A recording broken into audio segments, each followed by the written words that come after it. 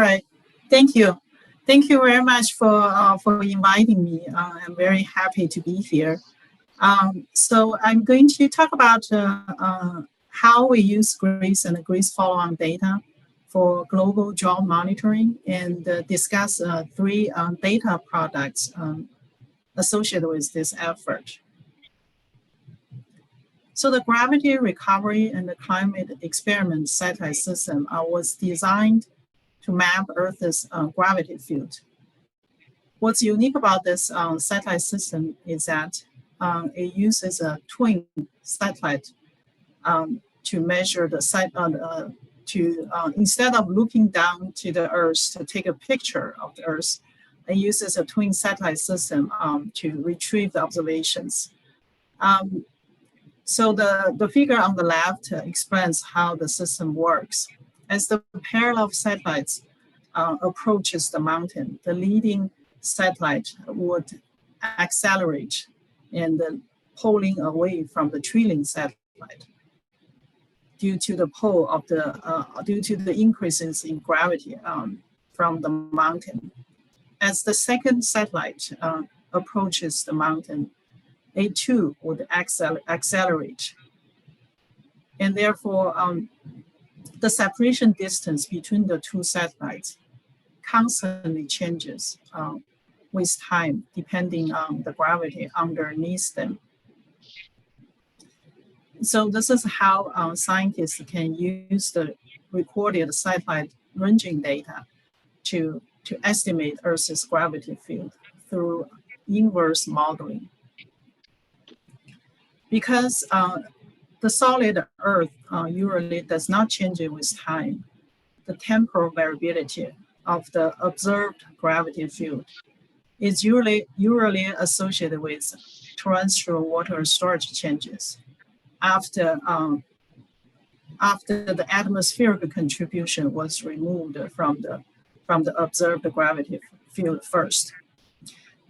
So the torrential water storage here represents the sum of soil moisture, groundwater, snow, and the surface water.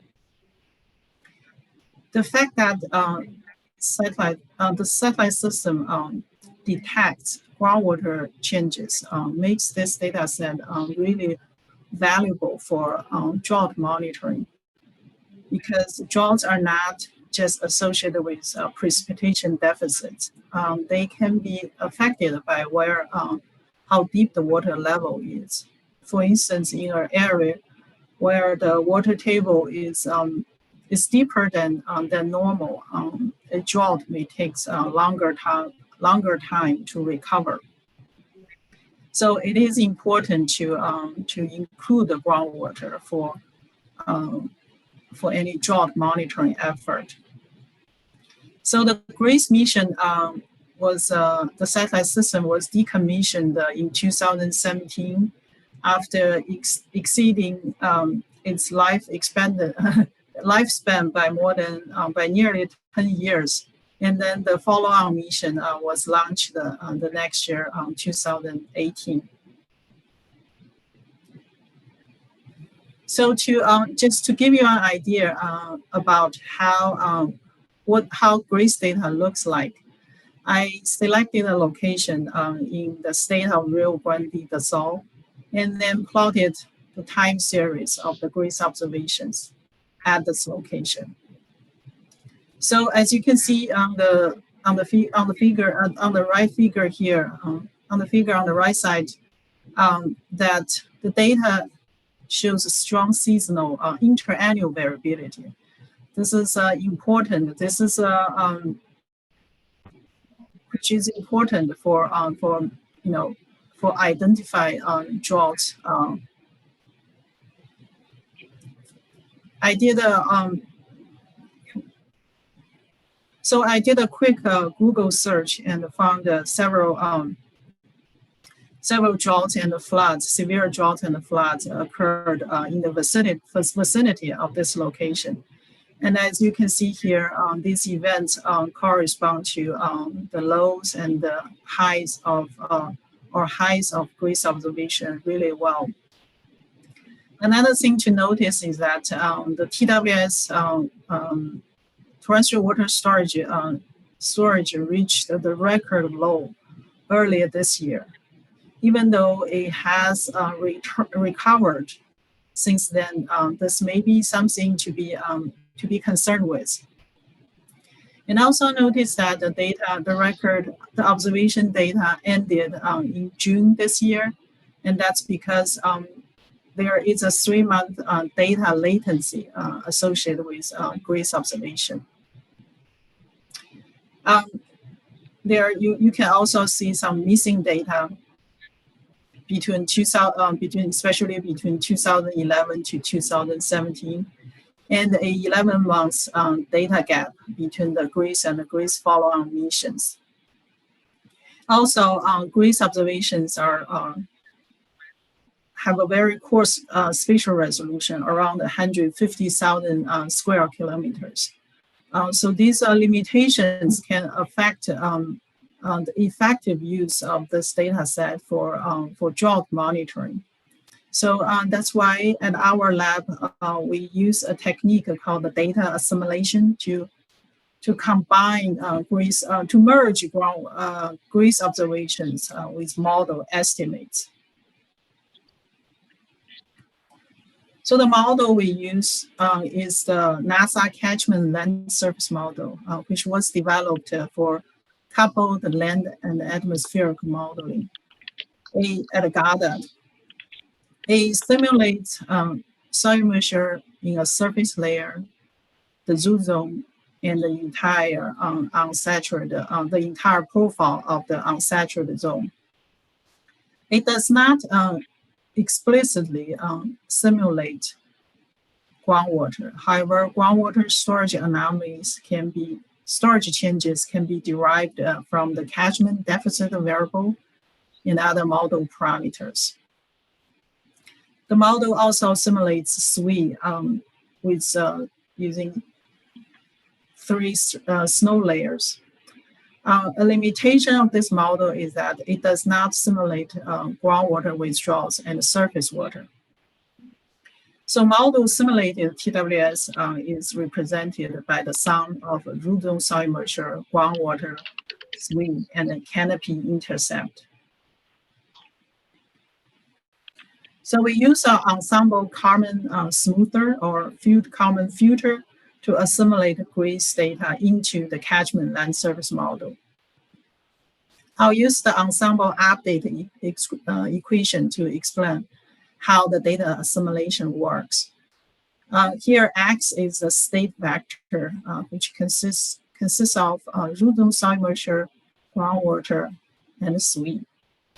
K here is a Kalman gain matrix, which depends on the relative error between model and the GRACE observation. Y and H here represent monthly TWS from GRACE and from the model simulation. Because GRACE observations are monthly values, the assimilation process takes 2 iterations. With during the first iteration, the simulation goes from the first day to the last day of the month, just to calculate the monthly mean TWS. And then during the second iteration, the difference between GRACE observed and the model simulated TWS was used to update the models, the state variables, and the fluxes using the update equation. So the K here is like a lever. If if the model error is large, the assimilation would push the model output closer to GRACE observation. If the model error is smaller, then it would bring the model the output of GRACE data simulation closer to the model simulation, to the model forecast. So because the model simulates the individual components of TWS, and also is run at a higher spatial and temporal resolution, the data assimilation process enables vertical disaggregation of TWS into its components, and also helps with spatial and temporal downscaling. So these are animations of monthly TWS anomalies from the model open loop simulation, which is the simulation without any GRACE input on the upper left, and on the upper right, we have the output from GRACE data simulation, and the bottom shows panel shows the GRACE observation. So three things to notice here. First of all, through the data simulation process, the coarser scale GRACE observations were downscaled to a quarter degree. And second, the missing data in the GRACE record were filled through the model simulation. And second, if you pay attention to the upper left panel, their model simulations often show larger dynamic ranges, which are reflected in the more intense red and blue colors. Those larger dynamic ranges were reduced through GRACE observations. So this is another benefit of doing data simulation, in that it can constrain model estimates. So to evaluate it, just to see how GRACE data simulation impact the groundwater storage estimates, we gathered in groundwater observation data from nearly 4,000 wells across 5 continents. These wells were selected based on 3 criteria. First, they are located in unconfined aquifers. This is GRACE data. GRACE satellites detect groundwater storage changes in confined aquifers, but our model only simulated water storage changes in shallow aquifers, that unconfined aquifers that are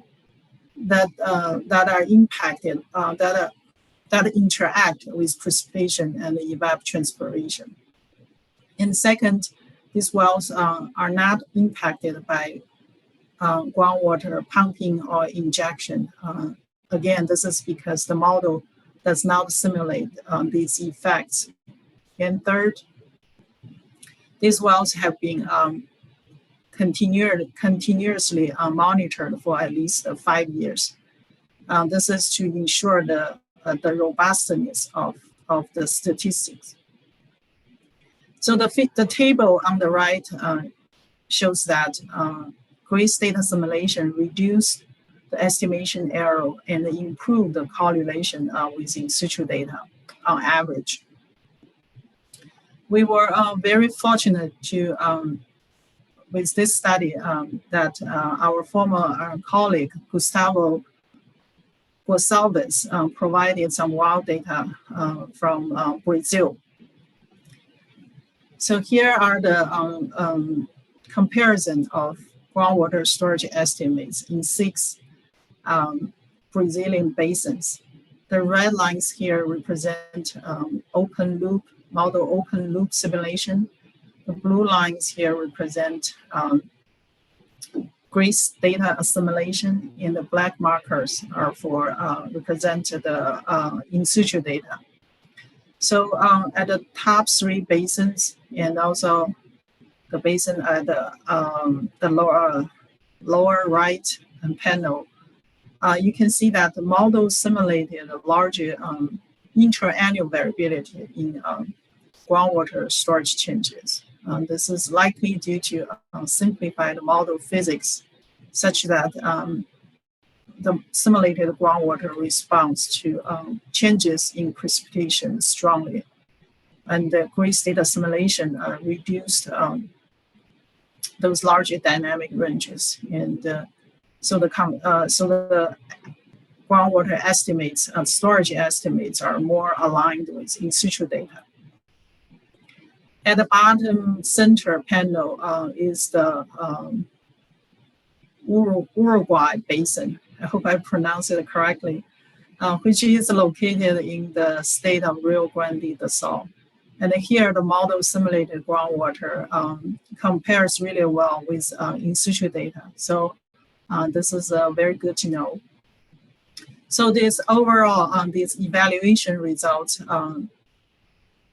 confirm that the GRACE satellites detected GRACE data or captured the groundwater storage changes in the area. And also the result, the evaluation, this positive evaluation result gave us the confidence that this data set can be used for more objective drought monitoring. So these animations show percentile maps for South America for the past, for the 9 months of this year, the past 9 months of this year. The percentiles are just an easy way to see where the droughts are. For this study, low percentile values represented in red and orange colors indicate drought, and high percentile values represented by blue colors indicate wet conditions. These percentiles were derived by comparing model estimates with climatology. Because of a set of climatology, because of the relative short record of GRACE data, we derived the climatology based on a model open loop simulation driven by the Princeton forcing data, which spans more than 6 decades. So this gives us a more robust climatology. We also derived scaling factors at each grid cell to ensure the temporal variance of the model estimates from the GRACE data simulation is the same as that from the open loop, from the climatology run. So these maps and also the maps for other continents are updated weekly and can be viewed and downloaded at the US Drought Monitor website. The data are also available at GESDISC, which is an Earth data repository hosted at GADAD. What's nice about the GESDISC is that you can subset the data and making plots here using the interface provided at the website. So just for illustration, I selected a rectangular area in Rio Grande do Sul. And then, so the three time series plots show the area averaged percentiles for surface soil moisture, root zone soil moisture, and the groundwater. At the top right panel, you can see that the soil moisture, surface soil moisture percentiles have high frequency components, a lot of up and downs. And this is because surface soil moisture responds to any changes in precipitation and the temperature very quickly. In contrast, the groundwater percentiles do not have high frequency components, and that's because groundwater usually does not respond to short-term changes in precipitation and the evapotranspiration. So this is why groundwater is often used for identifying long-term drought, while surface soil moisture and root zone soil moisture can be useful for identifying short-term and intermediate drought.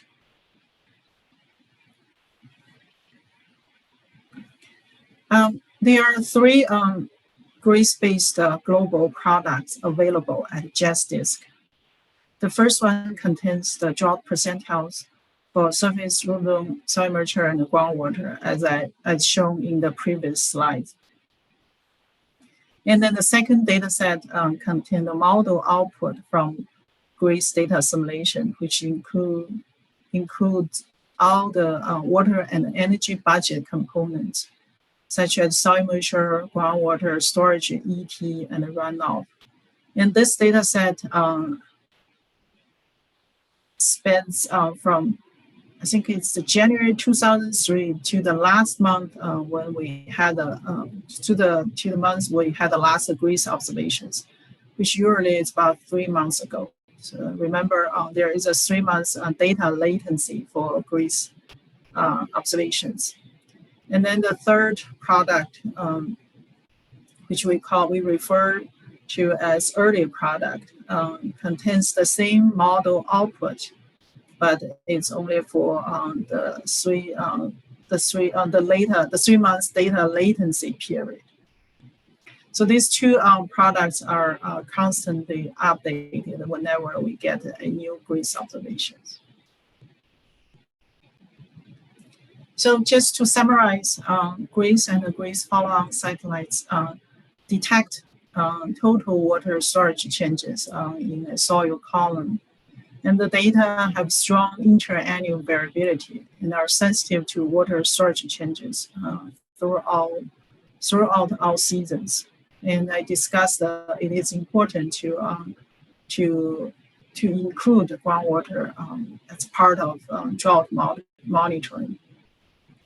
And second, GRACE data simulation is really a valuable tool for filling data gaps, enabling spatial and temporal downscaling.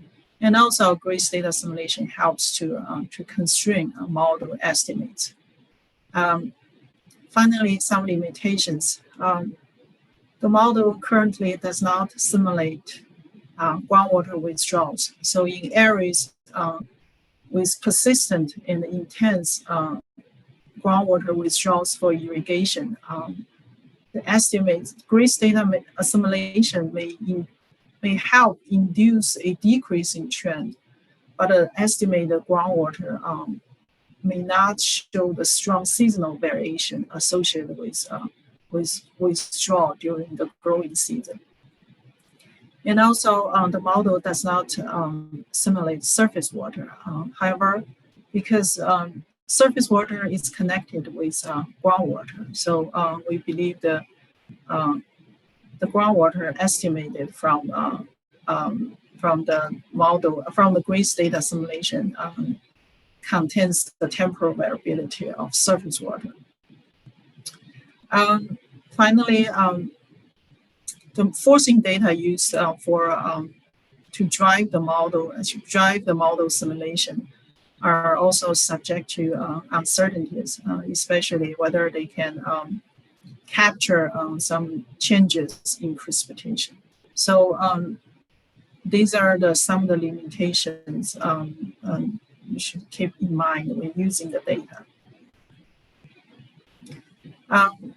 I really hope this data can be useful for your for whatever purpose you are, for your applications and your needs.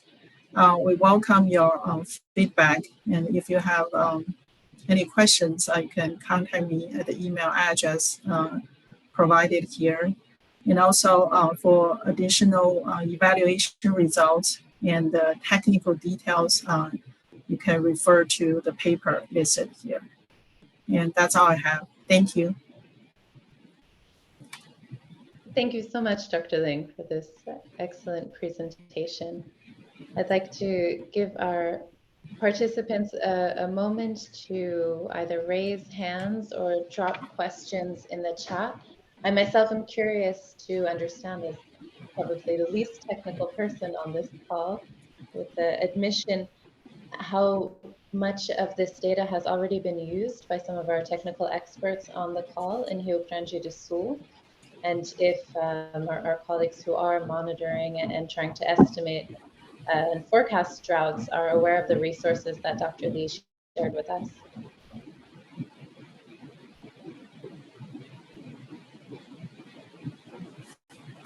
I'll give a minute or two if anyone would like to chime in.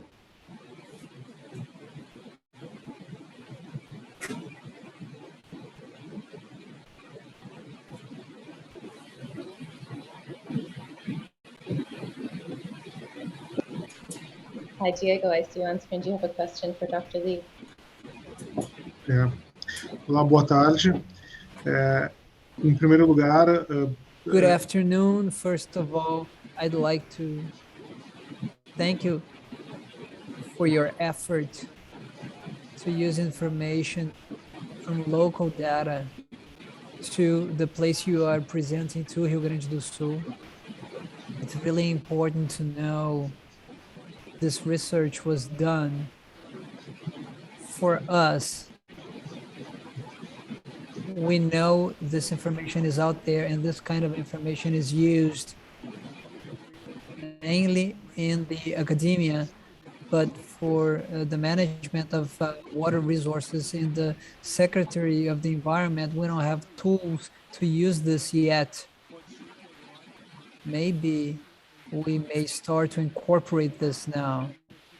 We have a meteorology team who works in the situation room. They use data and analyze climatological data. This could be one more source of information to elaborate prognostics on climate and use it. Once again, on behalf of the Water Resource Department, thank you so much for your presentation. Oh, you're welcome.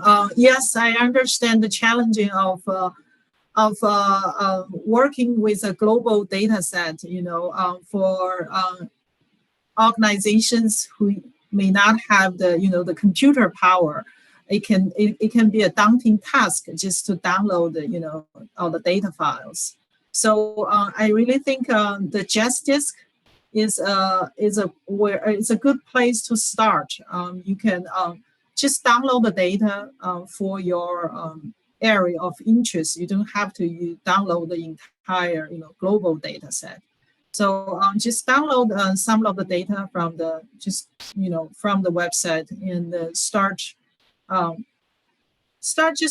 look at them to compare with your other data sources and to see how you can incorporate them into your decision making monitoring effort.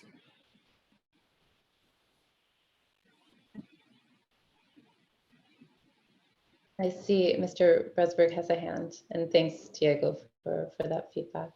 Please go ahead. Hi, thanks. I wanted to add one thing to Dr. Lee's presentation. She did discuss the method of converting the data into percentile rankings. That's very important, excuse me, that's very important for planners and decision makers, people who are making decisions on water resources, agriculturalists, et cetera, because if you have a long enough period of record, which fortunately we do now with some satellite products, it will tell decision makers and people impacted by drought what they can expect in a once every 10-year drought event, a once every 20-year drought event, et cetera.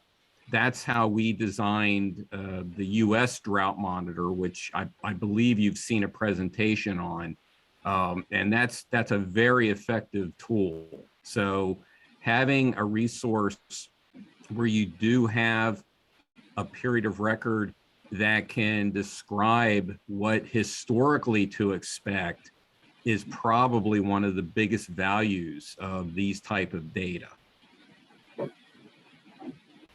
Yes, thanks for that comment. And also for some of the variables like groundwater storage, the absolute value, the output, direct output from the model doesn't really mean anything. It's what the groundwater storage changes matter. So to convert the data to percentile, just right away, if it's 1%, that means it's extreme drought. So it's like you said, it's very convenient to know what state we are in. I hope that information is helpful to our guests here, especially those who are trying to create these forecasts in Rio Grande do Sul and elsewhere. So thank you so much for adding that in. I'll give one more moment for any other questions or thoughts. Please don't be shy. This is really an opportunity to interact with experts in this field.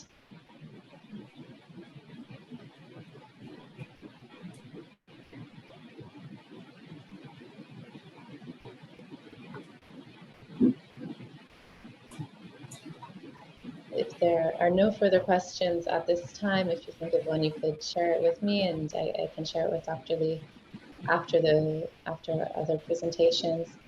For now, we're running a little bit early, which we love to do.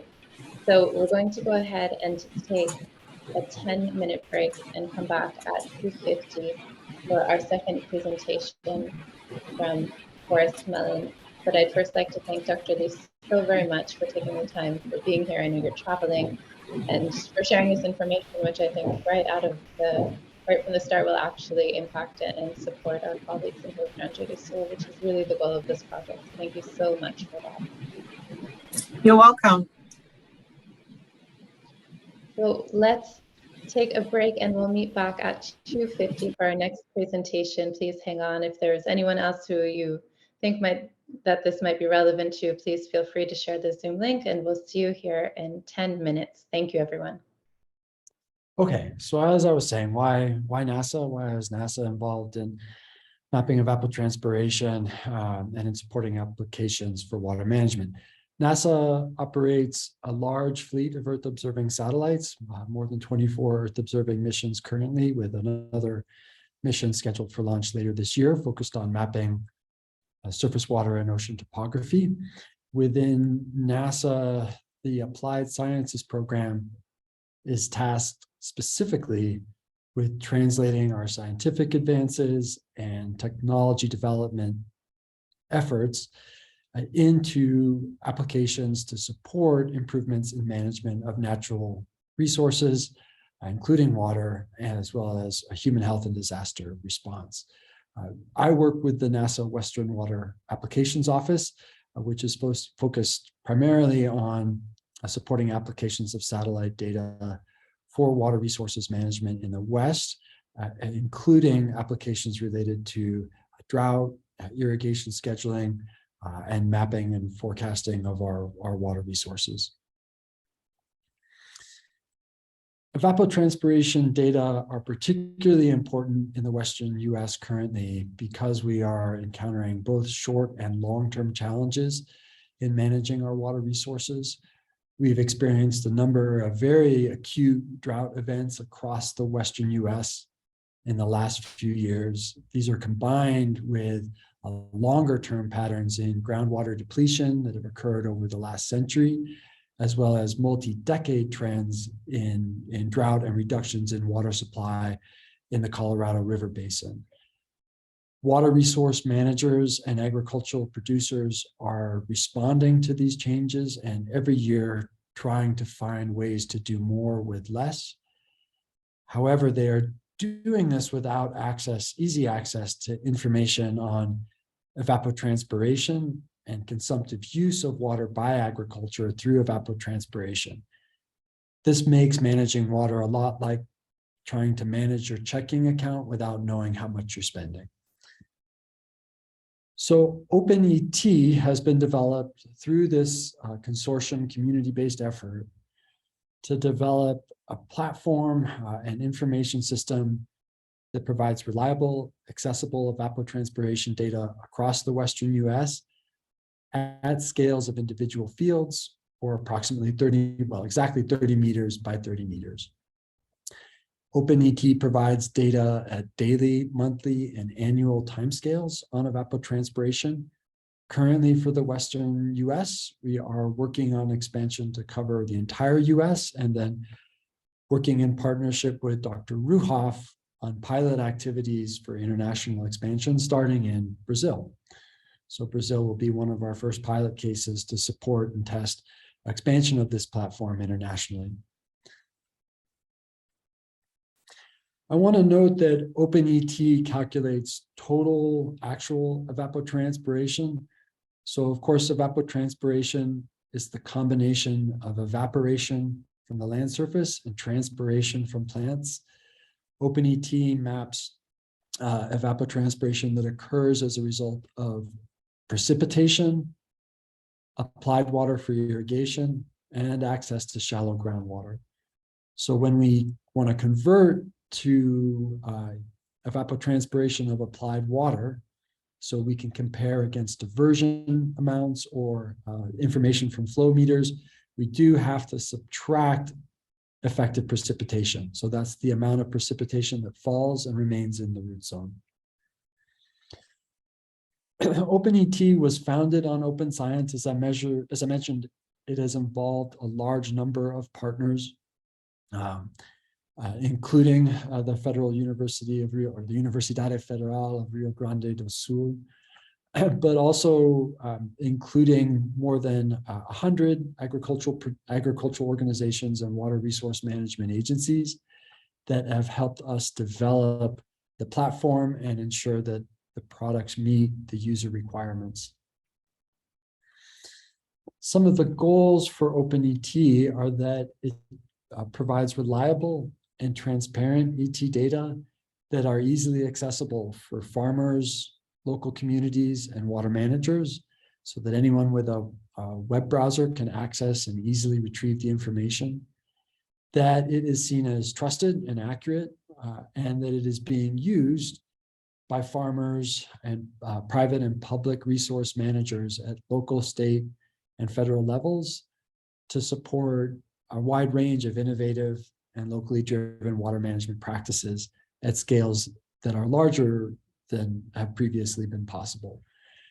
And so this is a new information source, and ensuring that agricultural producers, our farmers and ranchers in the West, can access the information, they're comfortable with it, and they have confidence in it, that they are able to evaluate the data and provide feedback, has been a really important part of this project.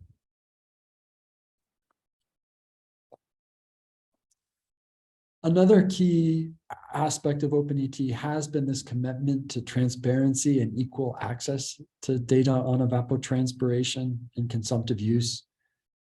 In the past, information on ET in the US has been available, but it's often been fragmented.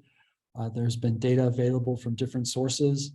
Often it is held on computers for a water resource engineer or geospatial analyst in a water management agency. And it can be difficult for our agricultural partners and our agricultural water users to access the information. So ensuring that water resource managers and agricultural producers have access to the same information at the same time is a really important component of this project and this effort. So I'll say a little bit about how OpenET works and then provide a short demo of what the web interface looks like. OpenET is driven by data from a constellation of satellites, the Landsat, well, this should say Landsat 5, 7, 8, and 9 now. The Landsat mission operated by NASA and USGS is it's the real workhorse satellite, the primary satellite that's used by all of the models that are included in OpenET. Some of them also use data from the Terra and Aqua missions, the SUMI NPP missions, and our geostationary satellite series. At the end of the day, the basic principle for how we measure evapotranspiration data from satellites is very simple. Anyone who's run through a sprinkler on a hot summer day will understand this basic principle that evapotranspiration consumes energy, right? You run through a sprinkler, the water then evaporates from your skin, cools your skin. The same process occurs across the landscape. As water evaporates, it consumes energy and cools the land surface. As a result, with some of the thermal infrared channels on Landsat, we can actually map areas of higher evapotranspiration. They show up as areas with a cooler land surface temperature. Conversely, locations with lower rates of evapotranspiration have less evaporative cooling and will have higher land surface temperatures. To give you a sense of what the satellite sees, I bought 2 basil plants and I put one in the oven to simulate a flash drought. You can see what those look like on the left and the wavelengths that our eyes see, the red, green, and blue wavelengths. I then took a small camera on one of our UAVs. It measures some of the same wavelengths that the Landsat satellites measure.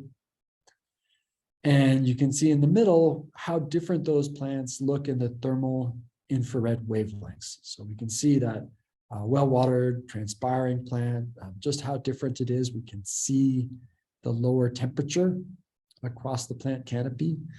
On the right is an image that's a normalized difference vegetation index. This is a commonly used remote sensing index that combines the red and near infrared wavelengths to help us measure the canopy condition and density. And again, we can see how different the healthy plant looks from the water stress plant that is no longer transpiring.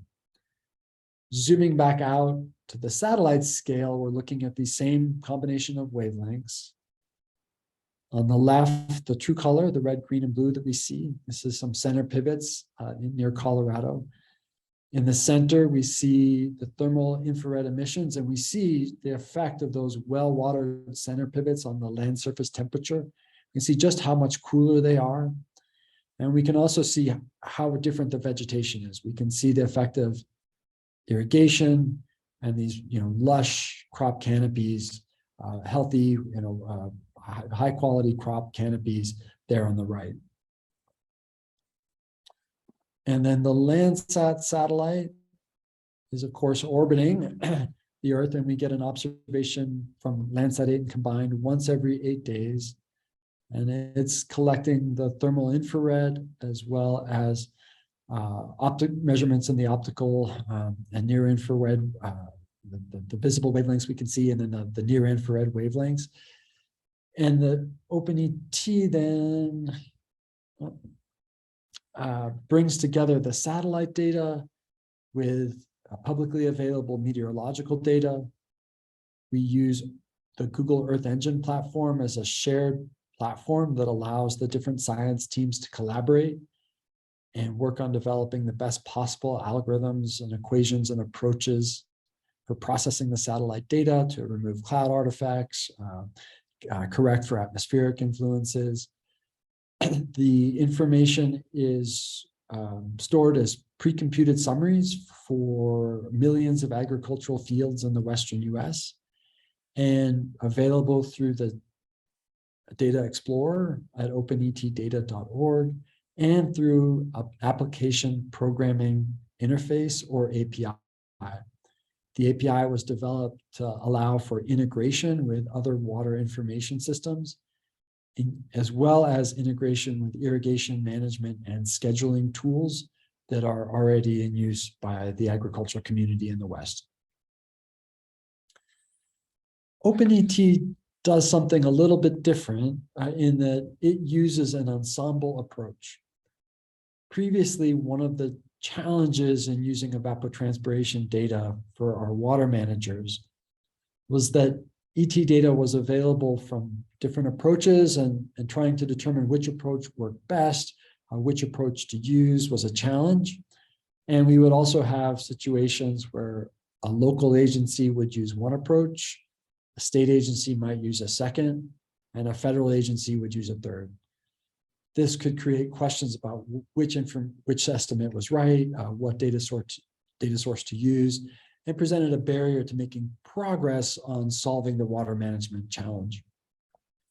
OpenET brings together the different approaches, and we have 6 well-established methods that have been used in the Western US to both make the data available, to make it easy to compare them, and to compute a single ensemble ET value that takes advantage of the strengths of each of these individual methods. So just to show you a little bit about how that works. And again, I want to point out that we would not have been able to add the GEEC ball method without the support of Dr. Anderson and his team. So they've been a really key partner for OpenET. So if the OpenET website is publicly available, if you visit openetdata.org, you can sign up. There is then on that front page that link to explore data. That will take you to the Data Explorer. Information is available both at the original satellite resolution of 30 meters by 30 meters across the entire Western US. So these are spatially continuous data sets that provide information for our agricultural areas, our rangelands, and all of our natural ecosystem types. And then to facilitate ease of use, we have also taken all of the publicly available field boundary data sets and pre-computed summaries for every agricultural field in the Western US.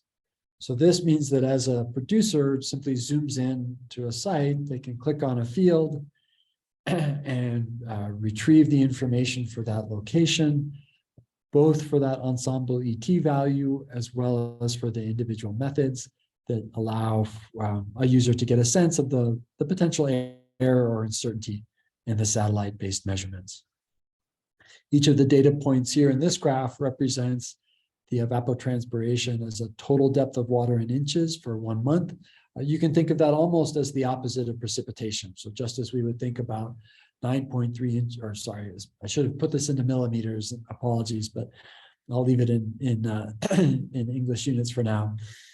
Just as we can think about 9 inches of precipitation falling, we can think about 9 inches of evapotranspiration returning from the land surface to the atmosphere. And again, we have that single ensemble value as well as the data from each of the individual methods that help provide some sense of the potential error or uncertainty in the satellite-based ET data. Information can be downloaded as a CSV, viewed in Excel. The graphs and maps can also be downloaded. And then there are other variables. So in addition to the satellite-based ET, we provide information on reference evapotranspiration. That's the evapotranspiration from a reference crop under well-watered conditions. This is an important number for irrigation scheduling. And then we also provide access to information on that NDVI, that satellite-based index of the crop canopy development and condition and density. Information can also be retrieved there on the cumulative evapotranspiration. This helps us evaluate year-to-year changes for individual fields or location in evapotranspiration. And this can be important as we are testing different conservation programs and approaches to irrigation scheduling. This makes it very easy to see how new approaches, changes in the water management are affecting total evapotranspiration year to year.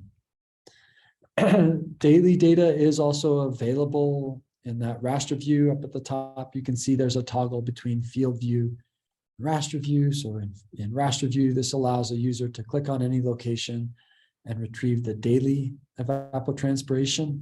This is very important for on-farm water management applications, especially for irrigation scheduling. Data is available up to the present day, and we are currently working on a 7 to 14 day forecast as well, which has been one of the most frequently requested features from our agricultural partners.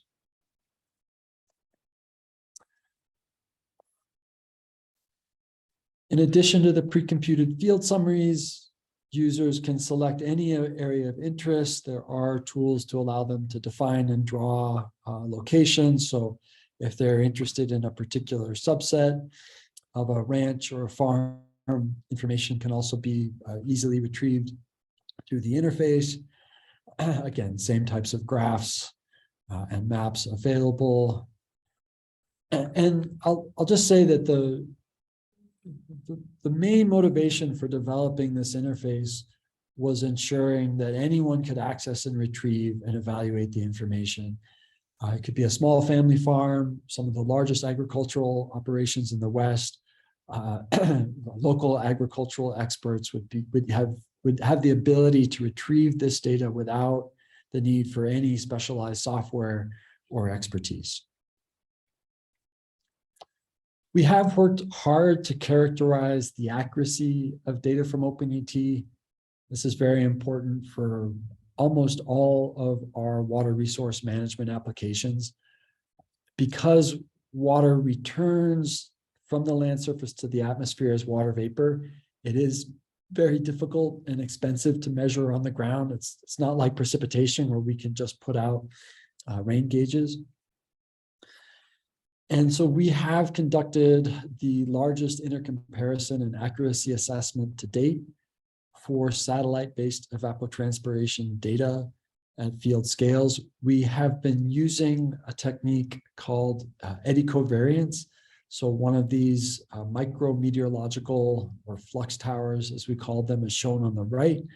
These are installed in agricultural fields as well as over natural land cover types. The instrumentation for each of these sites typically costs around $50,000 to $55,000 US and requires specialized expertise and skills to operate and run. We have pulled together all of the publicly available sites in the US, filtered them for accuracy and energy balance closure, for those of you that are familiar with these techniques. And we have 70 sites, agricultural sites in the West, and 70 agricultural sites in the US, and about 144 sites total now. And we are collecting additional flux eddy covariance data records across the US from sites that have been installed just in the last year or two. The good news for these results so far is when we look at average growing season ET across all of the sites and all the models, they are all within plus or minus 10% or very close. So that was reassuring that we're seeing overall minimal biases and good agreement between the satellite-based estimates and the flux tower data records. We also dug into this at different timescales, daily, monthly, growing season, and water year. We looked at a wide range of statistical measures. We've just listed 3 here. The mean bias error, this is a measure of our typical expected bias relative to the ground-based measurements. Mean absolute error, this is what you would typically get from a commercial product. If you ask them how accurate is it, they'd say, well, it's within 10% or 9%. This is your typical expected error, plus or minus, in this case, 9% for the water year. And then the R squared value, this is a measure of the extent to which the model data sets are able to reproduce the variability in our ground-based data set. So an R squared measure of 1 would be perfect. And we are seeing values between about 0.8 and 0.9, so very good agreement. At a growing season time step, our mean absolute error is within plus or minus 13%, a little over 13%, a very minimal bias error, that's reassuring. At monthly time steps, that increases to about 16.6%, still very low bias. Daily time steps, we're seeing errors of closer to plus or minus 20%. Some of that is due to the variability in the ground-based data sets, especially as weather systems move in. We can have the additional uncertainty in the ground-based data sets at the daily time step. For now, we're treating them as truth and providing the accuracy relative to the ground-based data. We figured it's better to err on the side of being conservative and communicating accuracy to our water management and agricultural partners. So I'll say a little bit about how OpenET is being used. I had some videos, I think in the interest of time, I'll just describe some of these applications at a high level and then happy to answer questions. Most important for us is helping rural communities design locally driven water conservation programs that help them adapt to the changes in the water supplies while protecting the local economies and the viability of agricultural operations across the West. OpenET is also supporting water managers at local, state, and national scales to develop more accurate water budgets and design and evaluate incentive-based water conservation programs and other strategies to help balance water supply and water demand while protecting the long-term sustainability of water supplies for all users. OpenET is being used by policymakers to track water supplies, quantify the total volume of water being consumed through evapotranspiration. We have a couple of use cases focused on simplifying the process of complying with water reporting regulations and helping policymakers work with local communities to develop solutions. And then finally, and this is a piece I'm excited about, currently we've been working closely with our agricultural extension specialists here in the US, as well as our partners with the US Department of Agriculture and our Natural Resource Conservation Service to integrate data from OpenET into irrigation scheduling tools to help farmers maximize the crop per drop and reduce the cost for water, fertilizer, and energy. OpenET, we focused on getting close to about a dozen use cases across the Western US. These have helped us design the information system and collect user requirements that have affected just about every piece of the system we've built. And these have included applications for groundwater management, on-farm irrigation scheduling, simplifying regulatory compliance, and then also looking at how we can use ET data to evaluate forest management practices in Arizona that are targeted towards both reducing fire risk and improving the overall health of forest ecosystems. So we've been working with water managers with the Salt River Project to use data from OpenET as one metric to help them evaluate different forest management practices in the lands they manage. I'll try playing a couple of these videos. I'm going to take my headphones out. Let me know if the audio comes through cleanly. We're under a drought in most of the West contiguously. Climate is changing. Summers are getting longer, it's getting hotter, it's getting drier, we're getting less precipitation. So I think there's a growing awareness in all of the West that we have to use significantly less water. So agriculture has to figure out how to get as much per drop of water as they can. I started to try to understand evapotranspiration when we collectively started trying to figure out, can I put less water on my fields and still yield the same amount or more? I go online and I can pull up to the evapotranspiration numbers. I compare the amount of water that I apply daily, weekly, probably monthly, compared to what OpenET says, and I can see if I'm over applying or under applying. So if I put on more water than evapotranspiration I already have in my bank, I can shut off for a couple of days.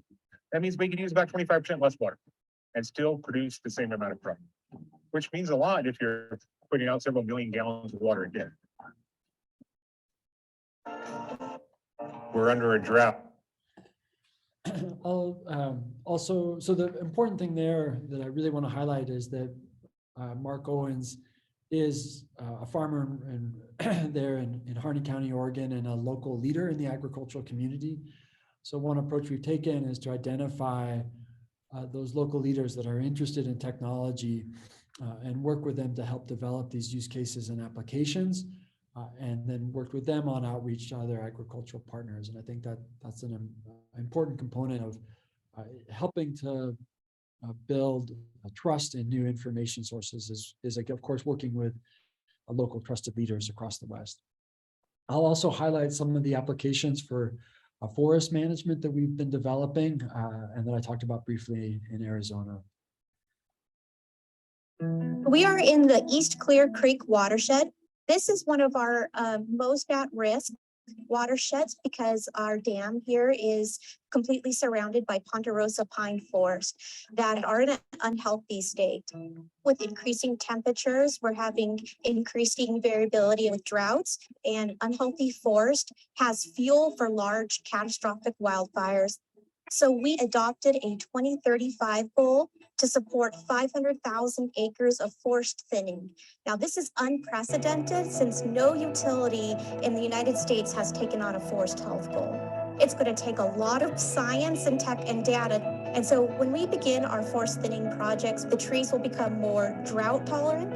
OpenET will help us have data to inform how our forest thinning projects are reacting to those climate change impacts that we're seeing today. And I know Dr. Ruhoff and his lab are in Brazil interested in related applications to understand how changes in land cover type are affecting the hydrologic cycle across the Amazon basin. So I know Dr. Ruhoff has been pursuing related applications in Brazil. And I think one other thing I want to highlight is that often when we're developing data sources related to agriculture, I think sometimes in ways that our agricultural partners might feel targeted with the data. And so helping different user communities understand the potential benefits of new information sources for a wide range of applications and land cover types is very important. One last one on rangeland management, and then I'll wrap up and answer questions. I know we started late and we're running a little behind, which is all my fault. Sorry about that. So here's the last application on rangeland management. My name is Paul Boucher. I'm a rancher just outside of Kremlin, Colorado. We run a cow-calf operation, raise hay, irrigate out of 3 different water resources. We also operate a guided fly fishing business to help supplement income and work the ranch as a family. Water to our operation means everything. We rolled through the drought of the early 2000s in the headwaters, learned some lessons there, which is largely why my family and my neighbors are as engaged as we are with water. We are truth testing different forms of measuring water used for irrigation on high altitude perennials. We are studying the recovery of those crops after having different forms of treatment to them, the full season curtailment, and then a split season where the producer was allowed to irrigate until June 15th and then required to shut off for the remainder of the season. I'm excited to continue to learn about the information and data gathered by OpenET. I'm excited to truth test that against many of the other forms and mechanisms that we have working. With OpenET, it completely changes our ability to understand what's going on within our fields. Water is the lifeblood of the West, and we have to figure out how to do more or the same with less. The more that we have the science and the data, the more that we'll be able to make good decisions. So again, with this use case, I want to highlight, the importance of working with local agricultural leaders and developing applications and use cases that help them manage water in ways that enhance and protect the long-term viability of their operations within a watershed or basin. I'll just quickly close with a very quick description of the application programming interface. Another piece of this project is that we recognize that evapotranspiration data is just one important source of information. It's most powerful when it's combined with other applications. That's especially true for on-farm water management, where producers have to account for weather information, crop type, soils data, soil type and texture, leaching fraction, and a whole range of other factors. So the API allows us to, these different applications to automatically retrieve data from OpenET, combine it with other sources of information, and then make that available to producers. So on the left is an example of a very elegant but simple irrigation scheduling tool built in Excel. So it can be used by anyone with a copy of Microsoft Excel. On the right is an application developed by our partners in California for specialty crops that runs on mobile devices and pulls in the satellite data as a check against the crop models used within the application. And then finally, we are working on developing custom reporting tools. We know a lot of our agricultural partners are very sophisticated, but might not be comfortable programming. So we are developing interfaces that provide a much more user-friendly web browser-based interface to the application programming interface that allow individual farmers and ranchers to get regular reports for any location in the Western US. And I'll just close by saying the OpenET would not be possible without the commitment and participation from all of our partners. I think it's a nice example of how NASA, our space agency, is working with our USDA, our agricultural agency, and USGS, and then working with both university and private sector partners to develop the overall framework and work towards ensuring that data will be available over the long term. And I'll stop there and happy to answer any questions. Thank you again for your patience with me as I was trying to get situated. So thank you so much for the invitation. And Forrest, thank you so much for this really hands-on presentation. I found it fascinating, and I hope other people on the line did. And I'm also very excited that one of your interlocutors is from the Federal University of Rio Grande do Sul. I didn't notice him on this line, but I'm very happy that you could make that connection. And I'll give now the audience time to put questions in the chat. I see one already, if you want to go ahead and respond to that. sure. So the From first question Ingrid. was, Go ahead. yeah, the question was, is there a forecast of evapotranspiration product available on OpenET? It would help with prediction of probable drought impacts in the following months. The person asking the question works with Leonardo Leipelt at UFRGS. And so thank you for the kind words. We are working on short-term forecasts initially of 7 to 14 days, potentially out to 28 days. So that's our immediate focus. Longer term, the nice thing about evapotranspiration is that it is heavily driven by temperature and wind speed, and that is easier to forecast than precipitation. So for looking at predicting expected evapotranspiration, we might be able to go out 3 to 6 months. So that's something that is on the roadmap for our science team, but our short-term forecast, our short-term focus is that 7 to 28 day, well, really 7 to 14 day forecast, maybe out to 28 days if we can do it with reasonable accuracy. So the other thing we're paying close attention to is staying within the user requirements for accuracy, especially for the forecasted products, which our partners have indicated would be about plus or minus 25%. Other questions I can answer? Excellent. Thank you. Thanks, Ingrid, for that question. Please feel free to put questions in the chat or to simply raise your hand and unmute yourself. And while we're waiting for any other questions to come in, I'm wondering, first you mentioned, of course, Brazil is the first pilot application project. What does that look like? My understanding is that, and I was hoping Anderson might be on the line to answer any questions about it, but Anderson has received support from ANA for an initial scope of work to conduct an evaluation study of expansion of OpenET over Brazil. So we have the modeling framework set up and running on Earth Engine, so that part can be scaled.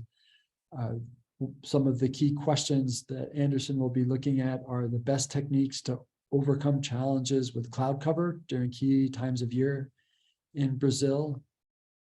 Also looking at the which gridded meteorological data sets will provide the highest accuracy for the overall ET data calculated. So meteorological inputs are important to all of the models, and so he will be evaluating different gridded meteorological data sets to determine which ones are going to be most reliable over the long term, and then conducting. He also has a similar network of flux towers, of those eddy covariance towers that he is using to evaluate the accuracy of the different models over Brazil. So we'll include the initial scope of work will also include a further accuracy assessment over Brazil. Excellent. I'm sure many on our call today who I can visibly see, at least in the participants' names, that are participating from our from Rio Grande do Sul's Secretariat for Agriculture and other agricultural agencies within the state would be definitely very interested in having more modeled data available to them. So hopefully they'll be able to follow that closely as it evolves. Are there any other questions for us at this time from our audience? Please don't be shy.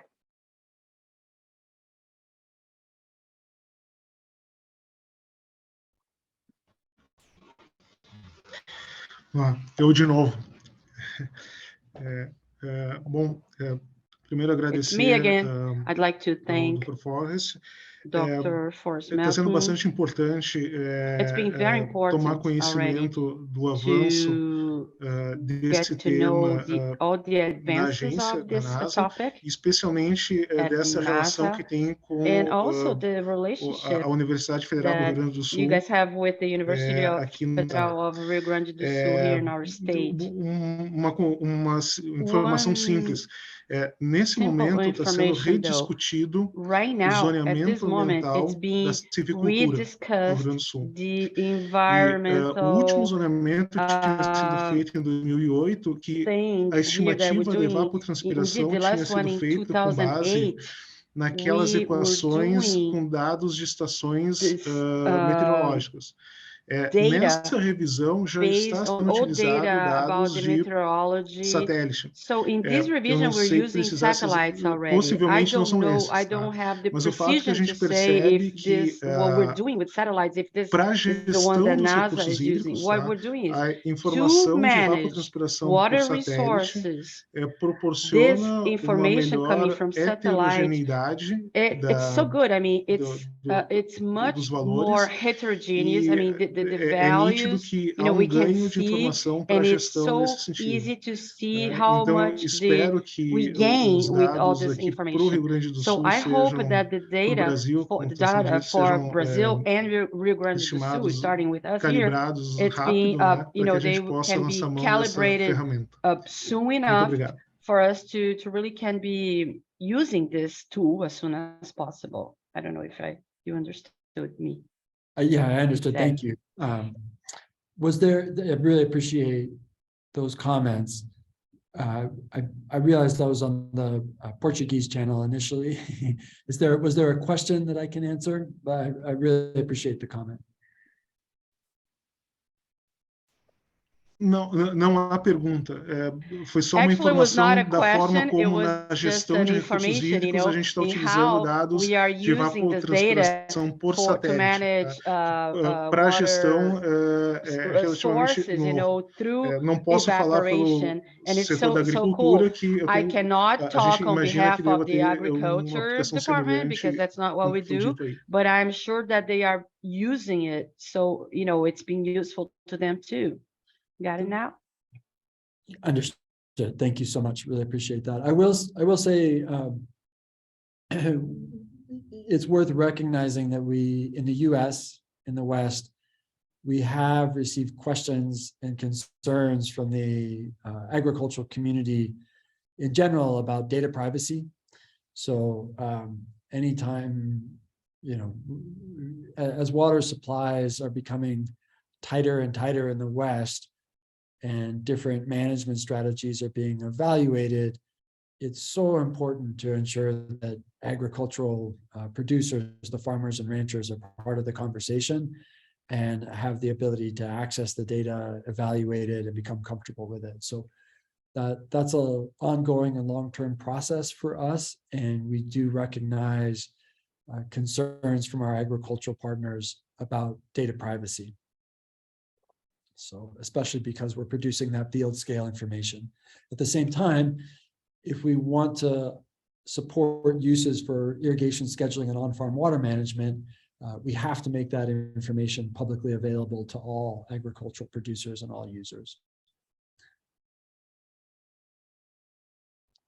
And I know we're at time, so I'll put my email in the chat. Happy to answer additional questions via email. Unfortunately, I do have to head back to speak on a panel here in about 20 minutes. Thank you so much for your flexibility for joining us. I think this presentation has generated a lot of interest. So please do share your email address if you feel comfortable with that, because I have thank you. I have another couple of questions coming in that maybe you could take offline. Thank you so much again for your time and for being with us. We really, really appreciate it. And have a great rest of your conference. Thank you. Thanks so much, all. And thank you again to Elizabeth and to Alex for the invitation. Really enjoyed talking with you today. Thank you. Pleasure. Thank you. And thank you everyone who has been following along with us. We're on to our third and final presentation of the day, and there won't be a break at this point, so we can keep with our timing. So at this point, I'd like to introduce our next two presenters, Dr. Sunita Yadav and Mark Bruceberg, who will be presenting from USDA, the U.S. Department of Agriculture today. Dr. Sunita Yadav is currently a crop analyst with the USDA Foreign Agricultural Service, International Production Assessment Division. In this role, she's responsible for reporting on commodity crop production estimates for Brazil using various data sources and methods, including satellite imagery, geospatial analyses, crop models, commodity reports, policy reports, and multi-scale country statistics. Prior to joining USDA, Sunita was an ORIS visiting scientist located at the NGA and USDA Foreign Agricultural Service researching land abatement, food security analysis, data collection protocols for machine learning models, and crop type classification using satellite imagery. She has her undergraduate degree in computer science from the University of Miami and her master's in geography from the University of Kansas and a PhD in biological science from the University of Cincinnati. So welcome, Dr. Yadav. Thank you so much for being here. And before I hand the mic over to you, I believe you'll start the presentation. I'll also take the opportunity to present Mark Bruceberg, who will speak just after you so that I don't interrupt the conversation. So please feel free to come on screen, Dr. Yadav. Hello, welcome. And I'll quickly introduce your colleague, Mark Bruceberg, who's the Chief Meteorologist for USDA's from the Office of the Chief Economist in the World Agricultural Outlook Board. As the Chief Meteorologist of USDA's Agricultural Weather and Assessments Group, Mark Bruceberg helps to coordinate the activities of USDA agencies responsible for weather and climate-related issues, and serves as a liaison with other organizations with similar interests, most notably NOAA, the National Oceanic and Atmospheric Administration. Since 2002, he's been a leading figure in the USDA, the U.S. Department of Agriculture's drought assessment and mitigation activities, and has worked toward improving the performance of the U.S. Drought Monitor, who was with us last week, through a strong partnership with the National Drought Mitigation Center. He has been a leading advocate within the department for the establishment of a national soil moisture monitoring network. He was also active in the design and implementation of the NOAA-led National Integrated Drought Information System and currently serves on its executive council. He has assisted in the development of several subsidiary interagency agreements, so agreements between the government agencies, USDA and NOAA, and is a lead representative to the Office of the Federal Coordinator for Meteorological Support and Services. In 2013, he began serving in leadership capacity with the National Drought Resilience Partnership, an advisory group supporting the Executive Office of the President. So we're honored to have both of you here today. Thank you so much for your time and for participating in our Ambassador Water Expert Program here in Southern Brazil. And hopefully we can have you in person. And without further ado, Dr. Yadav, I give you the floor. Thank you so much, Alexandra, and thank you for inviting us, for this webinar series. So what I'll do is I'll present first, and I will provide a sort of overview of some of the sources that we use and how we monitor crops within our group. So let me share my screen here.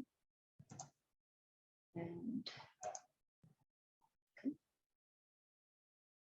think that should be fine.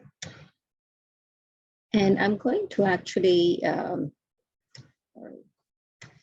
I need to just turn the camera off because sometimes it just may hang up or something. And I'll turn it back on as soon as I'm done. All right. And so, as you mentioned, I'm a crop analyst here at USDA, the Foreign Agricultural Service, and our division is called the International Production Assessment Division. And so within our group, what we do is we provide market intelligence so that this information can be used by, the markets to access, information in terms of crop production, area and yield around the world. And the way that our group is divided, we have different analysts who cover different regions of the world. And, we cover mostly, these are the major grain, cotton, and oilseed crops for those regions. And for those regions, we're looking at crop conditions. Excuse me, Dr. Yadav. I'm so sorry to interrupt you. Can you hear me? Excuse me, Dr. Yadav. I'm so sorry to interrupt you, but would you be able to is it possible to put your camera on for the simultaneous interpretation? Oh, okay. Oh, sure. I can do that. Thank you. Thanks, and can you hear, is the volume fine? Just want to check that. The volume is fine. It just helps okay, for the sure. interpretation to see. Thank you. Okay. I appreciate it. No worries. Okay. Yeah, so within our group, as I mentioned, we cover different regions of the world. And what we are covering, what we are focusing on is, we're focusing on crop conditions and providing early warning in terms of food security analysis. And so, we're reporting on area, yield, and production for each of these countries for the major, grain, cotton, and oilseed crops. So, for example, I'm covering Brazil, and then there's a different person who covers the rest of South America. Right. And so, in terms of the different products here, you can see that Brazil is a very data-rich country for us. We cover, many different crops here in Brazil and produce, lots of different products in terms of maps, forecasts, statistics, charts. So Brazil is one of the countries that, we have quite a lot of data for, and we produce quite a few products here. Okay, so that was just a brief overview in terms of our group, and then I'll move on to how we, just our approach to our data analysis. And so, the approach that we use is a convergence of evidence here, and we look at different, types of data. So we have satellite imagery, weather data, we have crop models that, I'll discuss in a bit, and then we also have, overseas attachés at the embassies. And they also provide, reports to us. So we'll look at that. And then we obviously have some of the statistical data from the, the official data from in-country and sometimes at the state level as well. So we'll use that as well. So that goes into our analysis in terms of, we have some of the modeling in terms of the vegetation models. And then we also have, other sort of qualitative data that we use in our analysis. And then at the end, we produce our monthly crop production estimates. And there's some other reports that we produce on food security. And then we'll have some, monthly production briefs that we'll release and any sort of early warning or disaster type reports. Okay, and Mark Pressberg, he'll talk more about weather. So this is just to show you in terms of where some of this data is. So we have a few different sort of applications within our group, and I'm just showing one of them. So this is Crop Explorer, and from this, website, and I have the link over here. You can click on your region of interest here, and then based on what you're clicking here, you can look at different types of information. So we'll have weather data that is at 5, 10 day, or 1 month or greater intervals. And, there are different types of weather data in terms of precipitation, temperature, and then the comparisons to, the climate, the averages and normals. And we have some of the drought information, such as the standardized precipitation index, soil moisture, vegetation indices from different sources. So, we'll have NDVI that's from MODIS, ProVaB, and then we're always adding new data as well. And then in terms of other type of water reservoir data, we also link to GREL, which provides reservoir lake height data. And this is just an overview in terms of some of the data that is available. So for example, here, this is one of the visualizations that you can see on Crop Explorer.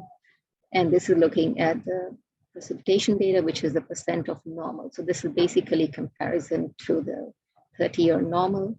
And that's a common one that we visualize. So for example, in this case, we are looking just at the soybean areas in Brazil and in March 2021. So we can see that some of these regions here in Eastern Brazil, they're showing below normal rainfall.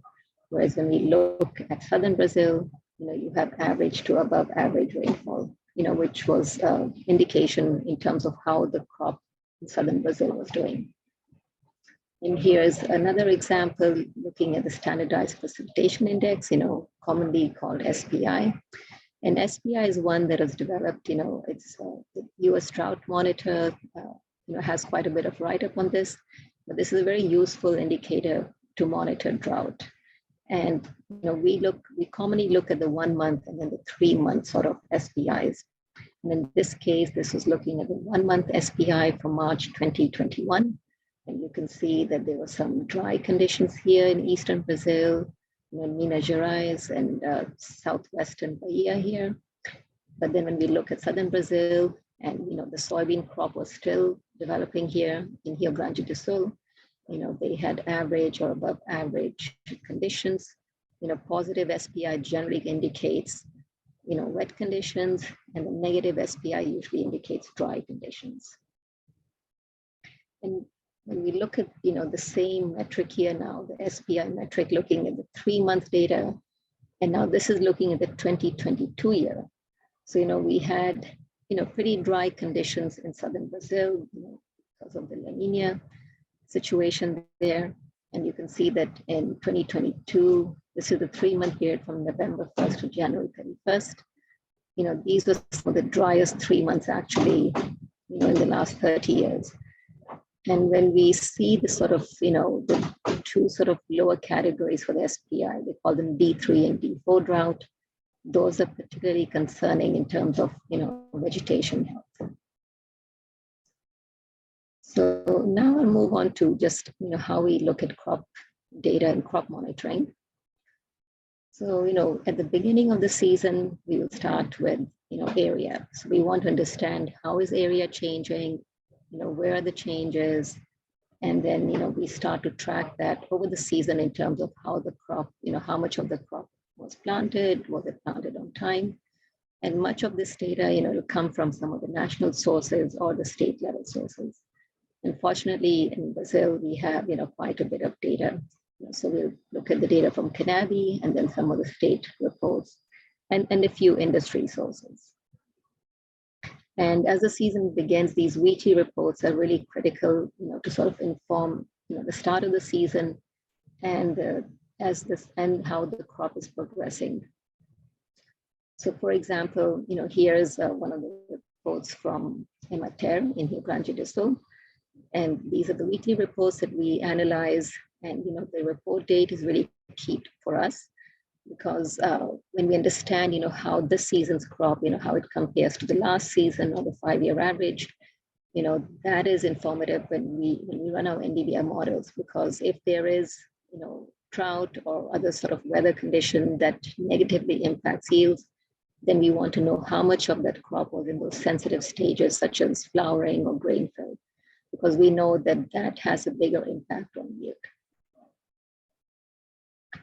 And so in terms of the vegetation metrics that we look at, I think Dr. Melton, he already talked about NDVI, so that's really good. So I don't have to go into too much detail. But NDVI is a common, the normalized difference vegetation index, also known as NDVI. It's a common metric, to look at, vegetation health. And so, what we visualize this in different ways, and then we also have NDVI, crop models. So in terms of some of the visualizations, we look at NDVI difference from the long-term average, and then we look at just anomalies in terms of, how what is where are the differences and how do those compare. So basically what, when we have the start of the season, then we start to track this NDVI over the season. And we have sort of a range of values for that 20-year record. In this case, for example, the MODIS data goes back to about 20 years or so. And some of the important sort of factors we look at is the rate of green up, and then what is the peak NDVI, and then because the peak NDVI is sort of just at flowering, and then you start to have the grain fill stages, and then you have end of season. So what we do is we sort of build a regression model using this NDVI data, and basically regressing it with the historical yield data at the state level. So once we have this NDVI time series, then we can run our NDVI models. And so what we also try to do, and this is a different website, this is the NASA GIMS website, and this was a collaboration with USDA and NASA. And so we have placed several different crop type masks at the NASA website. And what the crop type mask allows us to do is that we can narrow down the area where we're going to track NDVI. So we want to limit it, for example, to our crop of interest. And so if you look at the map on the right, that is just an NDVI without using a crop mask. And then the bottom map shows, a crop mask here. And that helps us. So then we're limiting the NDVI only to those regions for our crop of interest. And so here's an example where, a visualization for how we track NDVI. So when we look at April 2021, and this red line is showing the 2021 season. And so we see that they started, sort of planting late, and we see that the peak NDVI is sort of shifted a little bit to the right. That's showing, that they planted a little bit later, so the peak is a bit later. But then the maximum NDVI is pretty much within this gray area, or the top of this gray area, which sort of is an indication that we are going to, expect pretty good yields this year. And this, this 2021 season, we saw that. And, we also look at another metric, actually, which I, was going to mention earlier. So another one that we look at is the percent of average seasonal greenness. And this metric is, it's basically the cumulative NDVI over the season compared to a long-term average NDVI. And so this cumulative, PSG index, when we look at this over 3 months, many of these crops, such as the soybean varieties or the second season corn varieties in Brazil, they're about a 100-day cycle. So this 3-month window, is a good indication of, how the crop did over the season. And so when we look at this 1920 versus the 2021 season, we can see that this 3-month PSG, you can see the above average conditions. The green areas show above average conditions, and 1920 in comparison, we see a lot of red and yellow showing below average conditions. And obviously, I will not get into this too much here, but a lot of the analysis relies on high spatial resolution and these cloud-based platforms here, such as Google Earth Engine. And so I have another example here looking at NDVI from the 2022 season. And here, so this season is again shown in red. And we had those drought conditions that I showed with the SPI earlier. So we see NDVI also trending pretty much at the minimum of this 20-year record.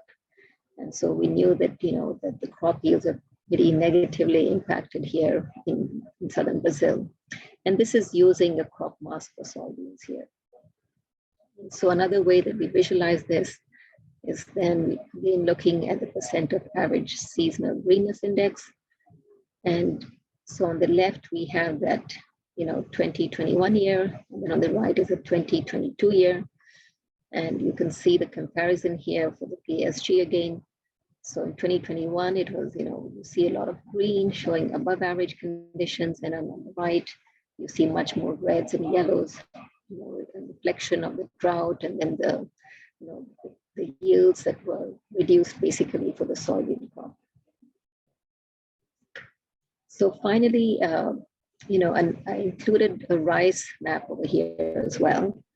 So in this case, this is not NDVI. Sometimes we look at other band combinations because they're just, sometimes those can be useful to just look at vegetation.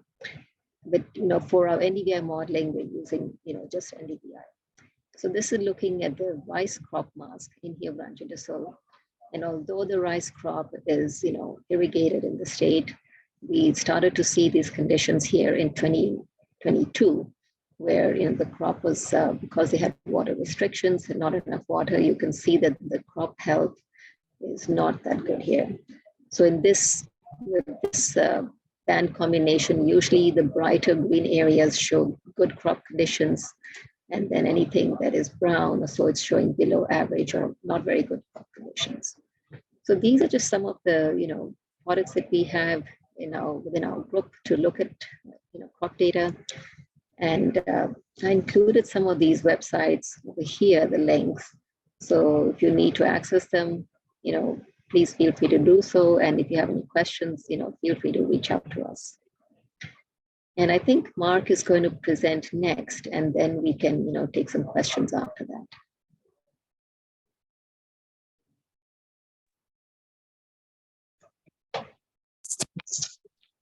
Thanks so much, Sunita. I think Alex had to drop off for just a second due to some technical issues, but she should be back here momentarily. In the meantime, I think it would make sense to go ahead forward with Mark's presentation, and then we'll do a joint question and answer at the end. Does that sound good to both of you? That sounds good. Perfect. Then I'm happy to hand it off to Mark.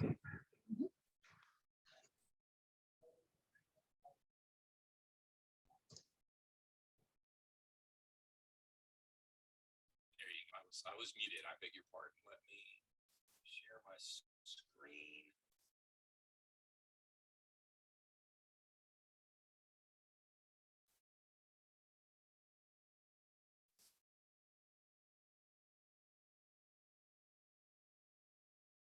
Okay, can everybody see my screen?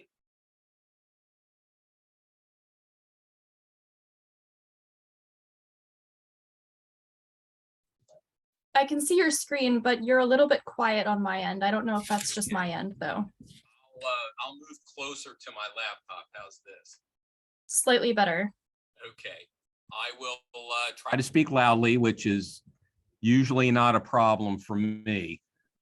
There, that's a bit much better. It must have been a technical issue. Thank you. Okay, thank you. First of all, thank you for inviting me. Also, Mark, one question real quick. Your screen is currently showing the presenter view. Oh, it is? Yes. Can you full screen it, perhaps? Let me see.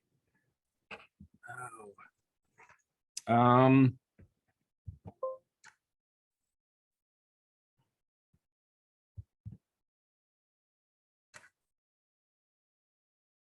Still seeing presenter view? Still seeing presenter view. Okay, well, I'll tell you what, to save time, can I just do this? If you could zoom in just a little bit. Yep. I think that should be all right for now. Yeah, that's a little too big. We want to make sure we can see everything on it, but I think that's good. Thank you. Okay, thank you. I will, thanks for your patience. I don't want to take up too much time out of the question and answer period, but as Ms. Stein introduced me, I am the chief meteorologist, and I do a lot of work with USDA on drought issues, but also I work with Sunita's group as a weather analyst for South America. So not only am I familiar with drought, I'm also familiar with the climate in South America, which is very helpful and very timely because I use that information in helping our group come up with an outlook on what South American agriculture is like. And I just wanted to show you exactly how we get the information, that we start with. And I work almost exclusively with weather observations. Sunita's group works with satellite imagery and gridded weather products. But, since I started here in the 1980s, we've relied on data that we receive from the World Meteorological Organization. We get that data from a partnership with our National Weather Service. And in some cases, we have 40, sometimes 50 years of data to work with. And that's why my earlier comment on the satellite imagery having a long history, that helps us put things like drought, and even if there's a wet season, it helps us to put things into historical perspective. Now, you're looking at a screen capture of stations in Rio Grande do Sul. That's at the center of the map. And it looks like a lot of stations there. Some of those are no longer operational. Some of them have a very short history. So one of the things that we have to do is to review all of the data that we have coming out of the countries that we're watching for agricultural production. There's a staff of 5 meteorologists here that look at the entire world. So as you can tell, we tend to try to do things as simply as possible.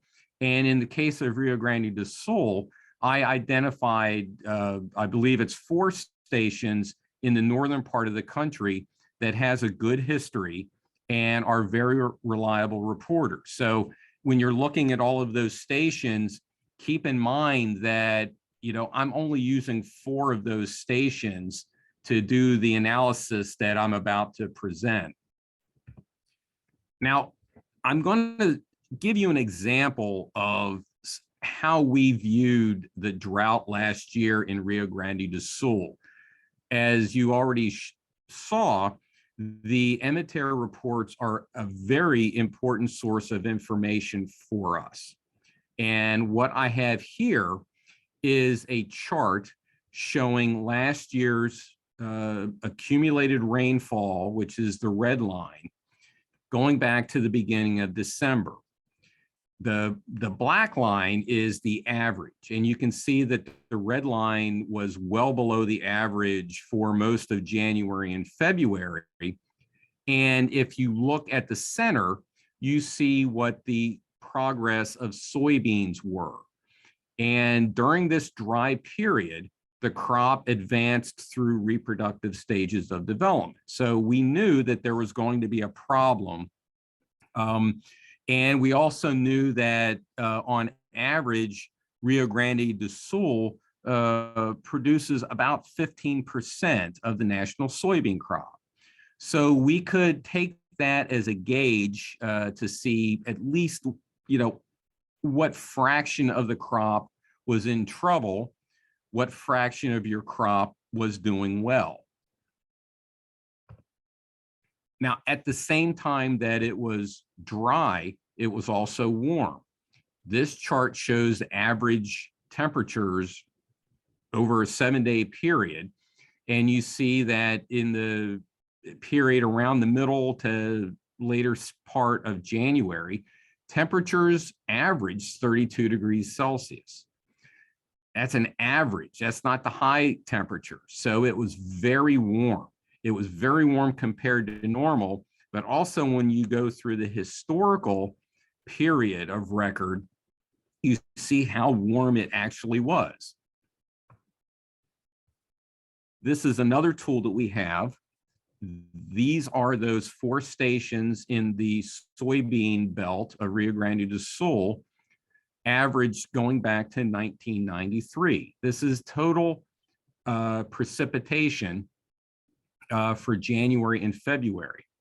And one of the things that we like to do when we have a history of weather is we try to find years that were similar.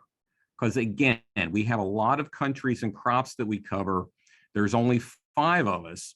So we try to develop indices that help us identify problem areas as quickly as possible.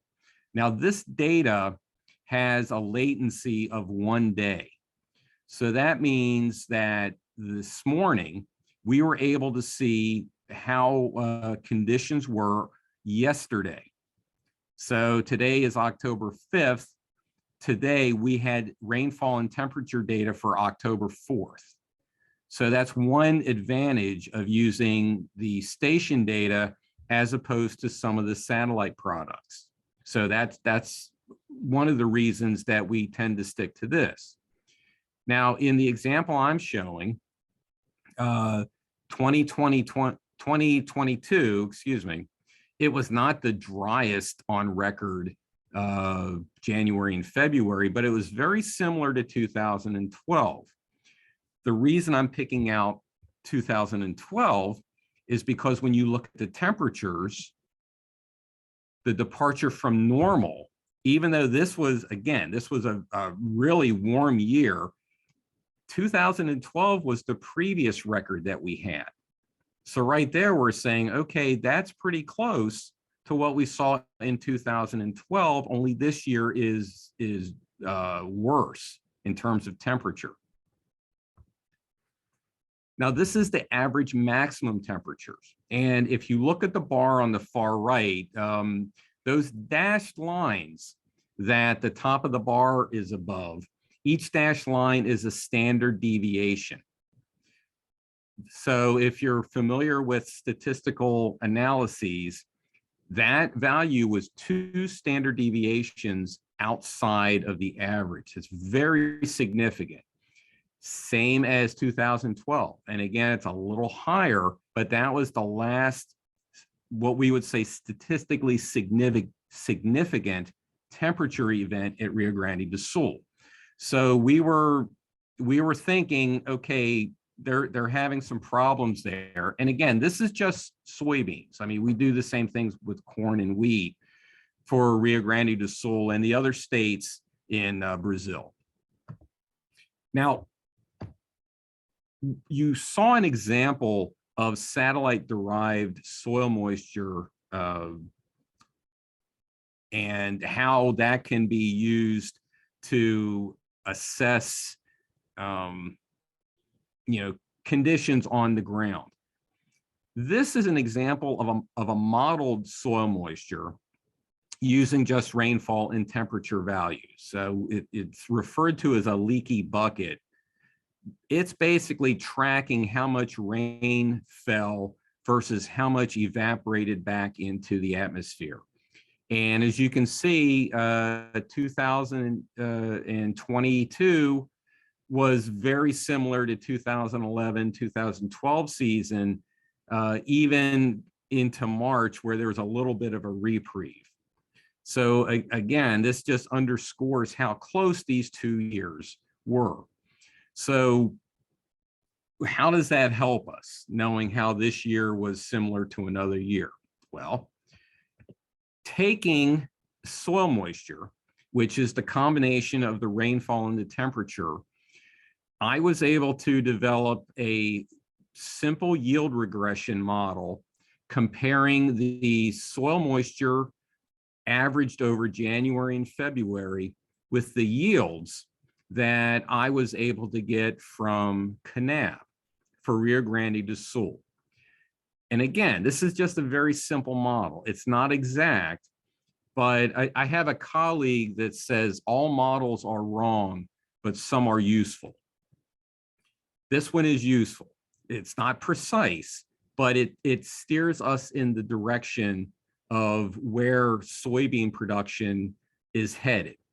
Now, when I ran this model, and I will, let me see if I can go down a little bit. When I ran this model, I had a range of 1.9 tons per hectare and 2.3 tons per hectare. So anywhere between 30 and 42% of trend. Now I'll go down because I did zoom in. The analog year ended up being 37% below trend. So that informed us through weather data the month of February. That gave us an idea of where the soybean yields were going to be.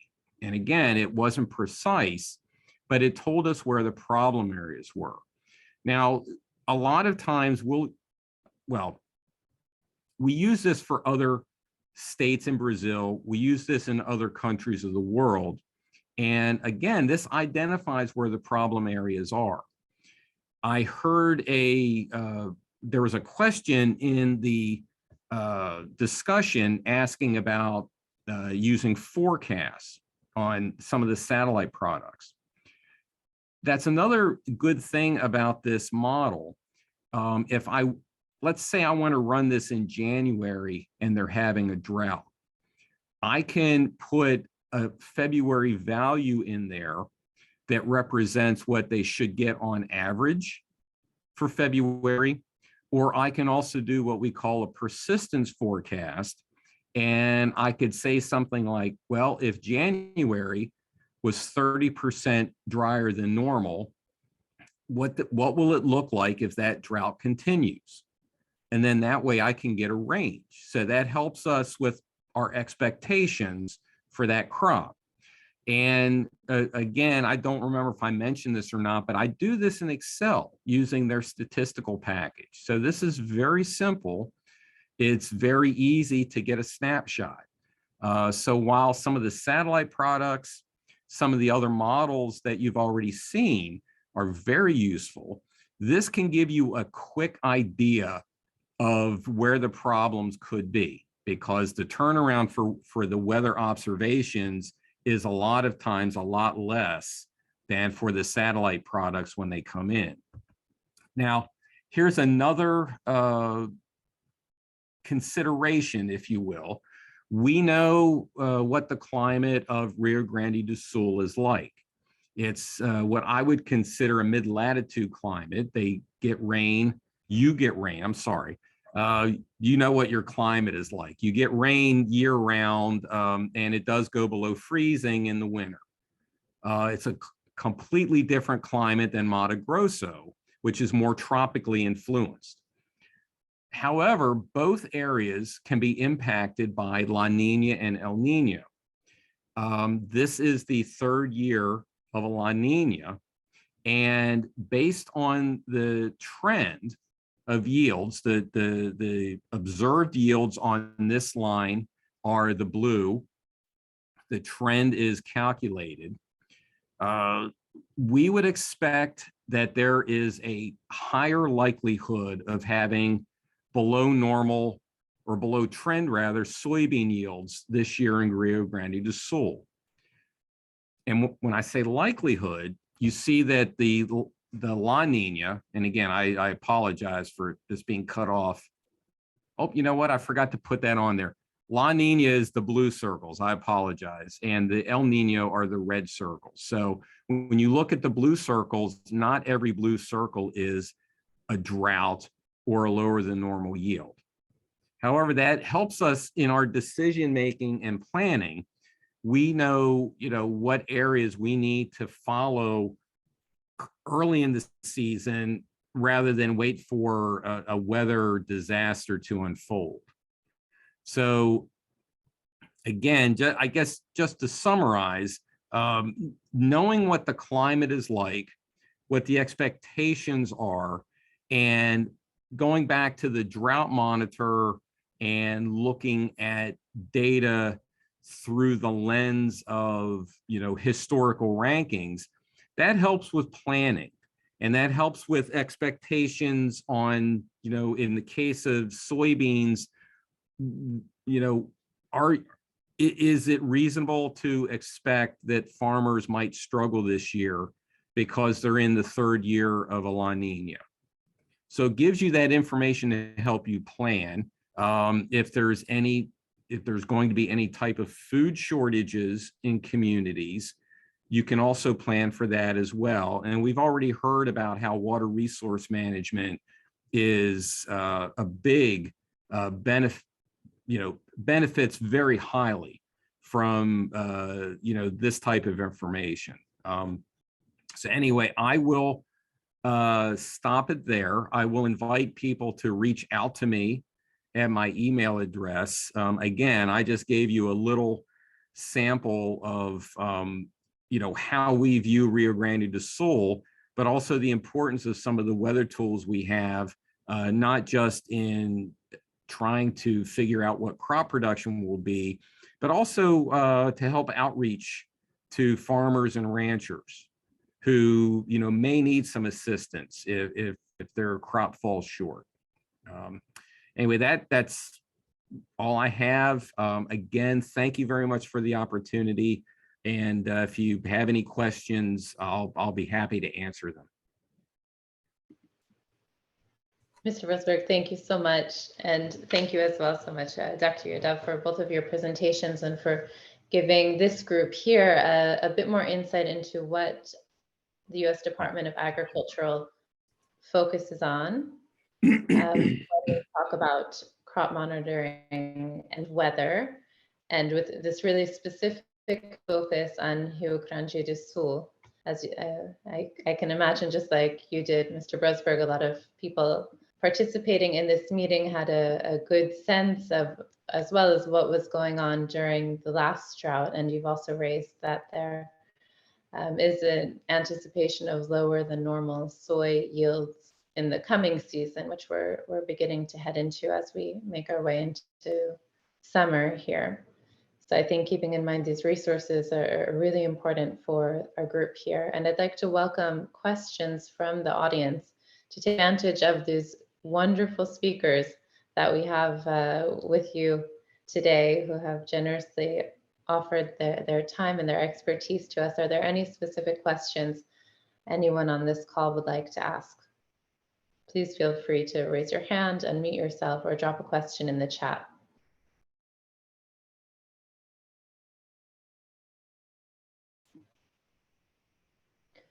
I know linguistically we can be shy, but rest assured, we have our fabulous interpreters on the line as well.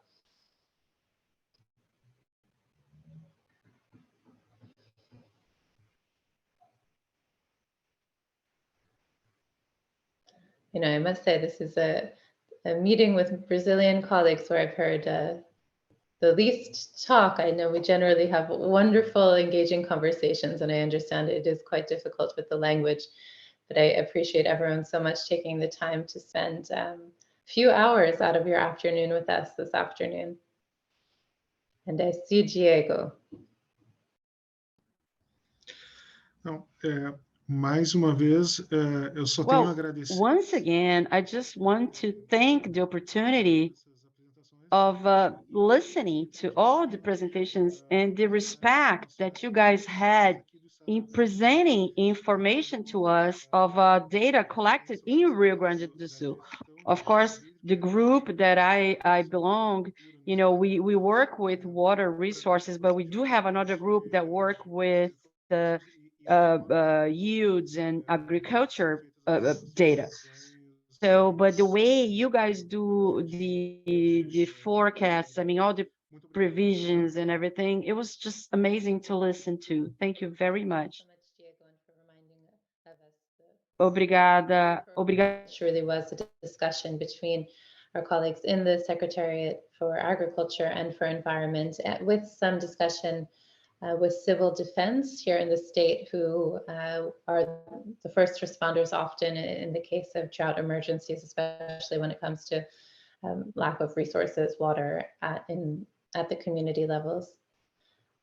So thank you, Diego, for sharing that. Thank you to our presenters very much again for your time, for your engagement, and for your interest in this topic, specifically in Rio Grande do Sul, and giving us some more broad Brazil and US context as well. Before I let everyone off the line, I'd like to share a small survey, if anyone is interested in taking it, to share with us your feedback on today's presentation and this program, as well as an opportunity for us to have more information about you to share future events like this. I'll also be sharing the recording from the last event, which was on September 30th.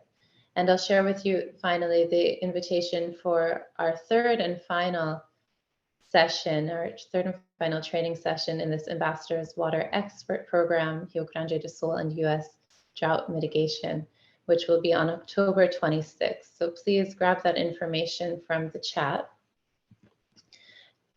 which I'm sharing with you now. And finally, I'd like to thank once again our partner in this project who really made all of this possible. Oh, let's see if I can get this third element there for you. No, not going. Who is the Department of Interior's International Technical Assistance Program, and my colleague Elizabeth Gofi for making all of this possible, bringing our really vast range of experts onto this call and filling in knowledge to share with you here in southern Brazil. So thank you so much for that. To our interpreters as well for all your patience today and helping us facilitate this conversation. So once again, thank you. If you have any questions for me, I'm dropping my email as well in the chat, or for more information about our next session, please feel free to reach out to me and I can help facilitate either any sort of administrative questions or get you in touch with our fabulous experts. So thank you once again, everyone. Have a wonderful afternoon. We really appreciate your participation from the United States and from here in Brazil. Thank you again for having us.